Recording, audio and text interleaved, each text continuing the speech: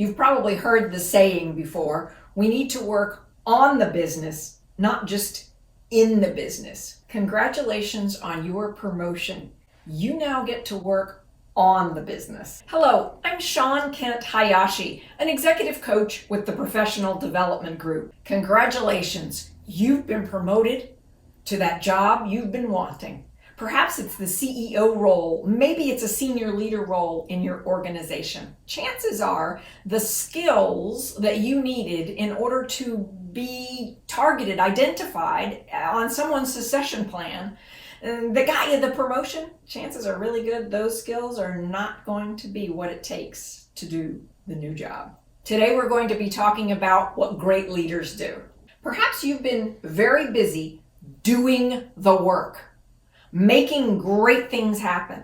And now that you've been promoted into one of those more senior roles, you're now managing leaders. And in many ways, that drive to get the task done, that sense of fulfillment and accomplishment that comes from being able to check it off the list that you did the work yourself, that's not what this new role is about. This new role is about managing people. It's about helping and coaching and supporting and delegating and negotiating with people and not really doing the work.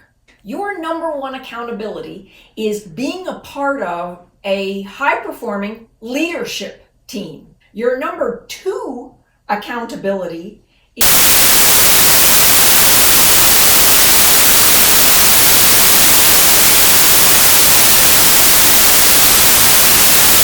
week-to-week basis against those accountabilities. So this may be easier said than done. Why? Because you're so good at doing the work. That's what got you the promotion, probably.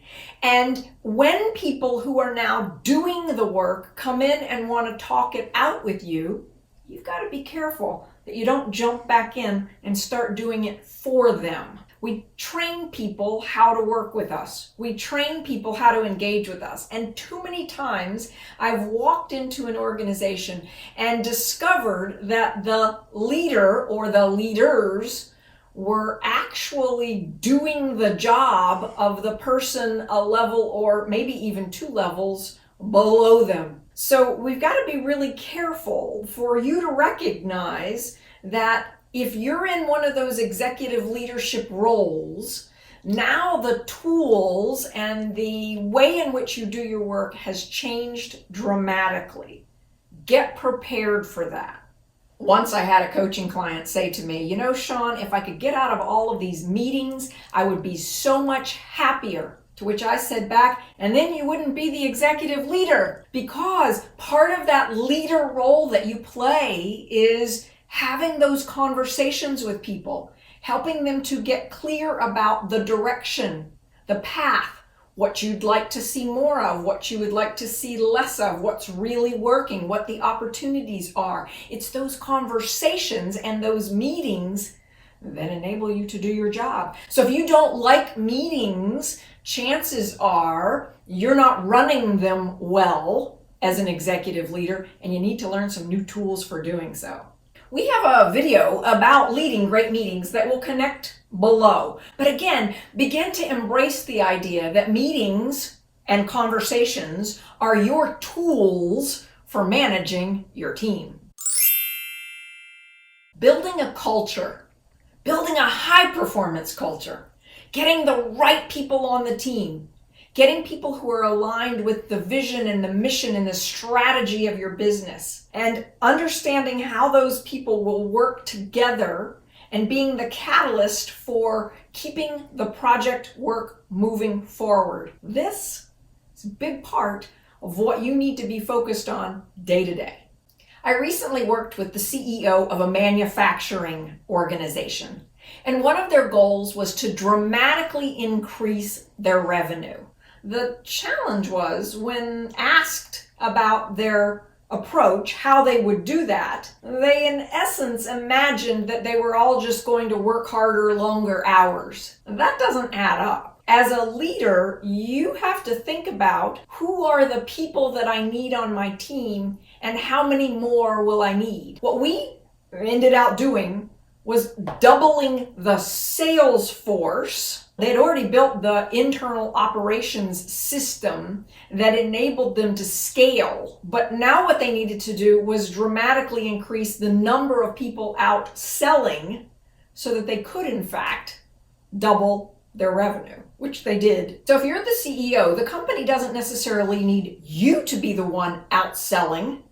The company needs you to have clarity about who makes a great salesperson in our organization, and what does a great VP of sales look like? What does a director of sales look like? What do the inside sales roles and the outside sales roles need to include, and where are the baton handoffs? But you don't actually get in there and do that work yourself. You guide it, or you bring in helpful resources who can help you guide that. Great leaders recognize that great organizations don't just happen because you've got a great leader. We need high-performing teams. We need people who are really great at what they do, but this means they have to fundamentally understand what are they accountable for, what are the priorities of their accountabilities, and how much time should they be allocating to each of those priorities. See, if we haven't thought that out and done that work rigorously across our organization, then we're not leading our people as well as we could be.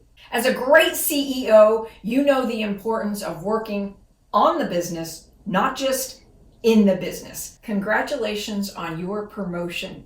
You now get to work on the business. If you haven't subscribed to our channel yet, please hit the subscribe button below, ring that bell, and you'll be notified each time we put out a new video.